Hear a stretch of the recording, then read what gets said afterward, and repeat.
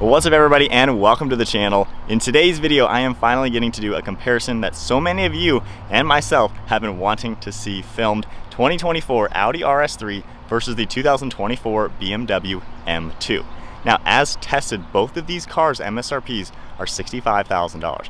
So these are spot on competitors as far as price goes, and as far as fun factor and stuff like that, they're very similar. They're at the same level, I would say. So today's gonna be fun to test out how these cars stack up, what's good, what's bad, and why you should buy either of these cars. Now my wife loves the RS3 and I'm certainly enjoying it as well. The M2 is something that I plan on buying when I'm done with my Toyota Supra. So honestly, these are cars that I certainly like a lot. With that said, let's get right into it.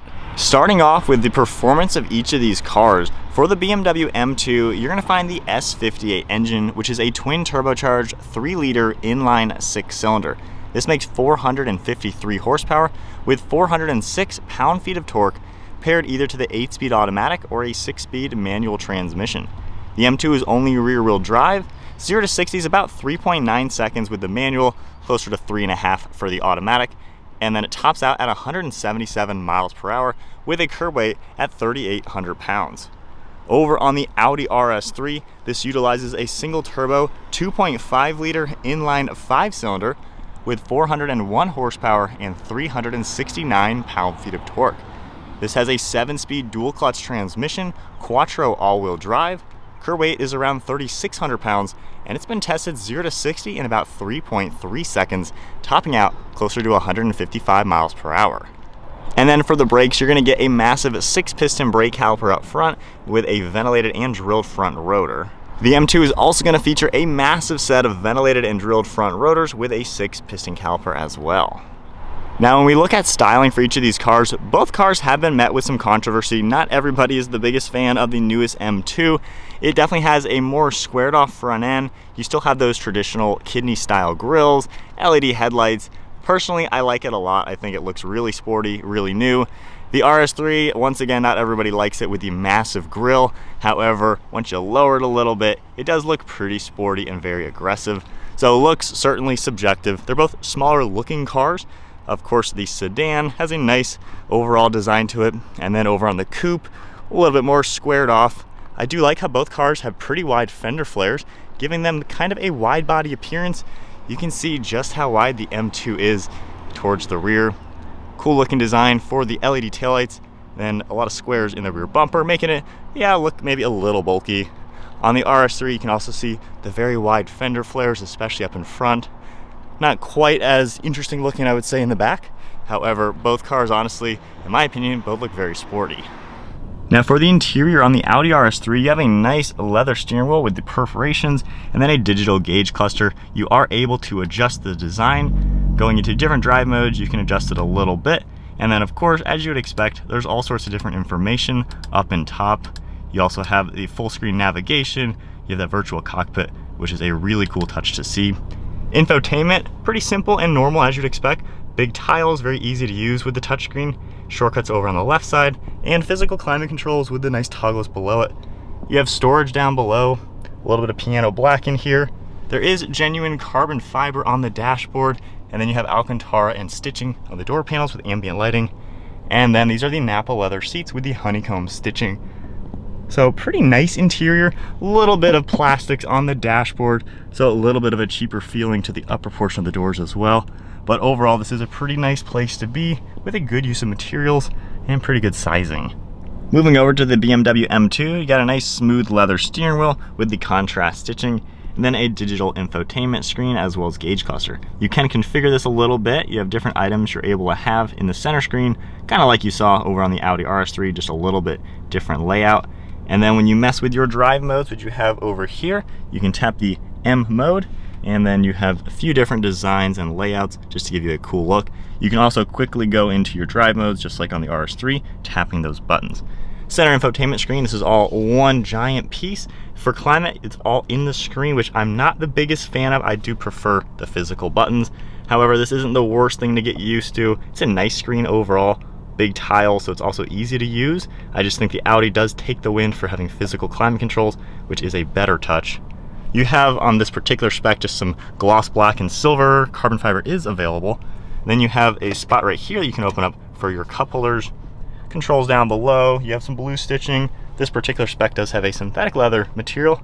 However, you can get real leather in this car, and even bucket seats are available. You have some cool contours on the door with the M colors as well. You also do have just kind of cheap basic plastics on the upper portion of the doors and dash. So quality wise, honestly, these feel just about the exact same. This one also has a sunroof available, and then pretty typical interior for a BMW. Moving on to the back seat space, because the Audi RS3 is a sedan, you have that little bit more usable back seat. I'm 5'11", sitting behind my driver's seat, and my knees are not touching. They actually fit in the little cutouts behind the seat. My feet are decent. Headroom, I'm just barely touching. If I kind of straddle the seat a little bit more, honestly, this is not a bad place to be. You do have some good amenities. You have a nice armrest in the center, along with cup holders, and there's even climate control vents all down below with USB ports and storage. So for being a smaller sedan, this is actually pretty decent, not too bad for spacing. Onto the M2 now. So sitting in here, I do have the driver's seat at my height. This one I have to put my knees behind it. If not, I am really kind of stuck in here with my head against the ceiling. So this is not as good of a back seat. The seat itself is actually decently comfortable. It's fine to sit here. You just have a little bit less headroom and a little bit less legroom. As far as amenities, you do thankfully have air vents. There's no cup holders, but you do have a little bit of storage, and then you can pop down the center seat, kind of use it as an armrest and gain access to the trunk. You have an armrest over on the left side, and you still have a little bit of blue stitching around here. So it's not bad for being a coupe, but I like how it still is useful given you don't have those extra doors. So obviously the point goes to the RS3 for being more practical, being a true sedan, but I really like the usability you can still do in an M2 in a pinch. Moving on to the trunk, the M2 actually has 13.8 cubic feet of volume, and then the Audi RS3 has 11.3 cubic feet. So the trunk in the Audi is a little bit smaller. You do have some hidden storage underneath the floor, a cubby on the left and right side. Seats will fold down nice and flat, so it certainly is a useful car, of course, being the sedan, and still has a pretty good amount of space. M2's cargo area, a little bit deeper, the floor is a little bit lower, nice little cutout on the left and right, and the seats are going to fold down too. So nice to see how while you have better back seats in the sedan, the coupe still gives you a nice sized trunk. This car is a refined BMW. You know, if we slowly accelerate, perfectly smooth, you have a great view out. I mean, it's extremely comfortable. You're gonna see adaptive suspension in this car, all sorts of power controls for the driver's seat and passenger seat to just be super comfortable. There's a lot of padding in here. I mean, at my height, I have great headroom, great armrest, great legroom. It's a pleasant car to be in. We had one of these as a press car. I loved it. I just really enjoyed it a lot. Now, as far as drive modes, just like the RS3, you're gonna have all sorts of adjustments from brakes to steering. The suspension can stiffen up, the engine, the exhaust valve, and of course, make that menu screen a lot cooler looking. So it's got a lot going for it.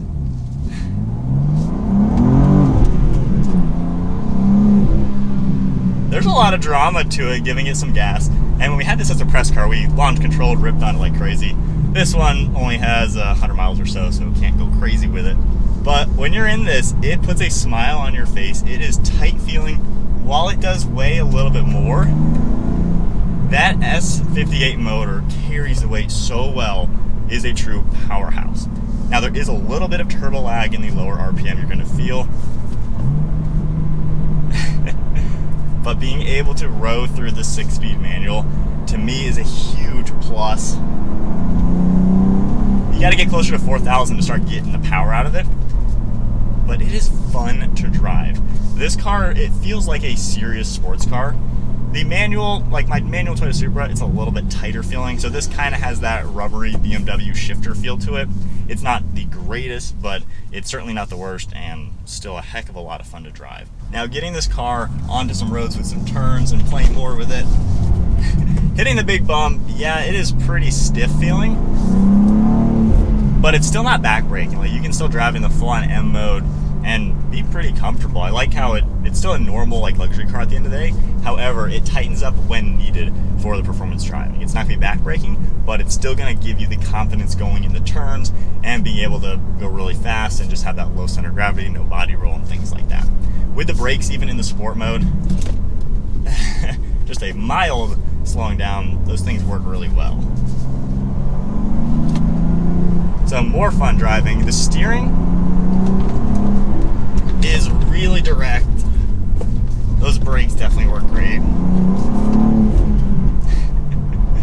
There's a lot of power, and I like how composed the car feels when you're hitting the turns. It is flat. It feels light on its toes, even though it weighs a good chunk. You know, the M2 isn't a lightweight baby car anymore. It weighs the same as a base model M4, but there is performance, there's character to this car. It is a true full-on sports car. Now, some of my favorite aspects are how direct it feels. Gosh, you have power, you have fun. The steering's great, there's good feedback to the car. There's nothing like loose about it. It's a very tight feeling car. Gosh, I like that a lot. Now, if we tone it all back down, everything into comfort and efficient, it's an easy to drive daily driver. If you're gonna be dailying even the manual, really nothing crazy. Going through these construction bumps, the suspension is soft, the steering is nice and light. You can literally do it with one hand. And it's just a nice, comfortable place to be. So BMW's done a good job giving you a luxury car at the end of the day, but when you go into the M mode, it turns into a whole new animal that is meant for performance. It is very fast with the top end with the twin turbo power. And I love just one tap of a button, everything is into the fun mode. You can hear the fake speaker sounds for the exhaust, so definitely needs an aftermarket exhaust. But this car has a lot of fun to it. And the fact that you still have the practical back seats, a roomy big trunk, really not anything to complain with. So back onto the fun roads.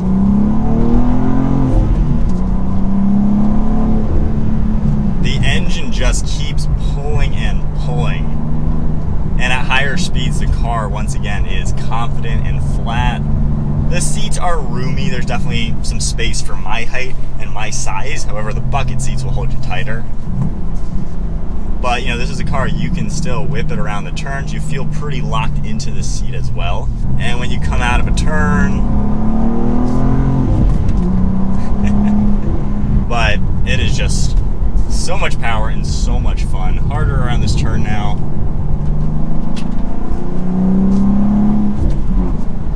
Man, I love this steering. It's direct. It feels like an M car should.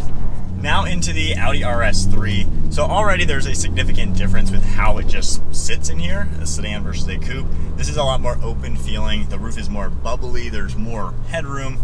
Being a four-door, you have shorter doors to where the window's here, right in line with my face versus behind me.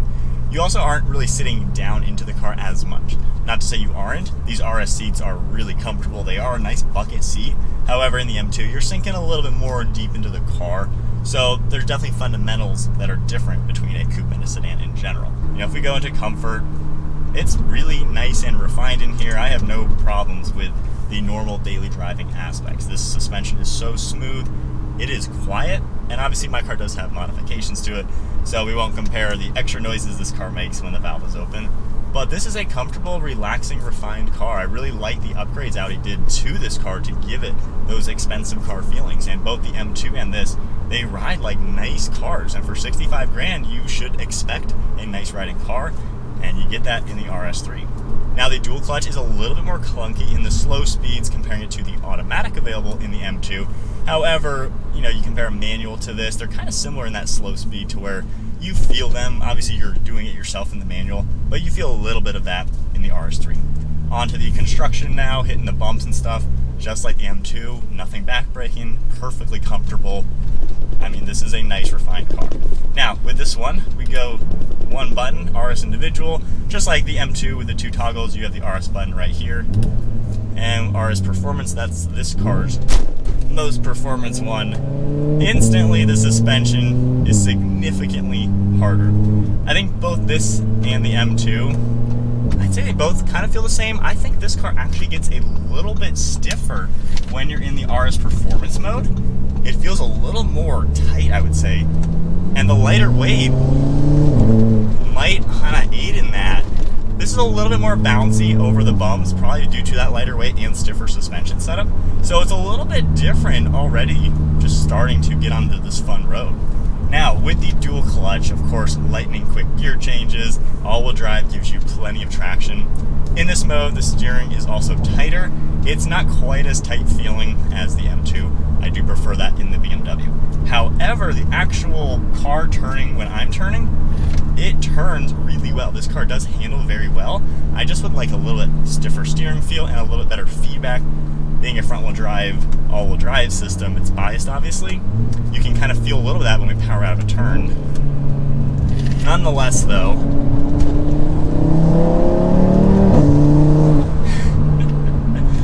okay, so this car is very, very quick. With the all-wheel drive, you can floor it getting out of turns, and you just have grip for days. That is a huge difference between the two cars. The precision you get with all-wheel drive and a dual clutch will just always be better than any rear-wheel drive car. That's just how it is, the nature of it, and it is fun. This car seems to have about the same turbo lag. You kind of got to get to about 4,000 RPM for it to start coming alive. But this is fun. This is a fun sports car, and you can tell these cars are so direct. Like, they are so the same competitive nature, I would say. Gosh, that is a tough one, because man, I'm trying to think how I truly like things better. I prefer a manual. To me, it's just more fun. But I also like what an all-wheel drive car with a dual clutch has to offer. I mean, this car is nimble. Zero interruptions is also fun to just play with that kind of speed. And just like the M2, you know, there's no body roll when you're hitting these turns. You can just rip it through the twisties, and the car takes it very well. The brakes also are fantastic. And you're just a little bit more confident powering out of those turns. I still prefer the steering in the Beamer. This is good, but it just does get a little floaty and less weighted sometimes. To where I feel like I really got to hold on to the steering wheel in case it starts going in a different direction. Man, this is a sick car. I'm glad my wife wanted one of these. This thing is awesome. And then just like the Beamer, we toned it down into comfort mode. The brakes are still insane. Slows down very well. And we can get up to speed slowly and comfortably. All right, so after driving the RS3 and the M2 side by side, what are my overall opinions? To be honest, I actually like the BMW M2 a little bit better, particularly because of the steering. The steering is a lot more direct.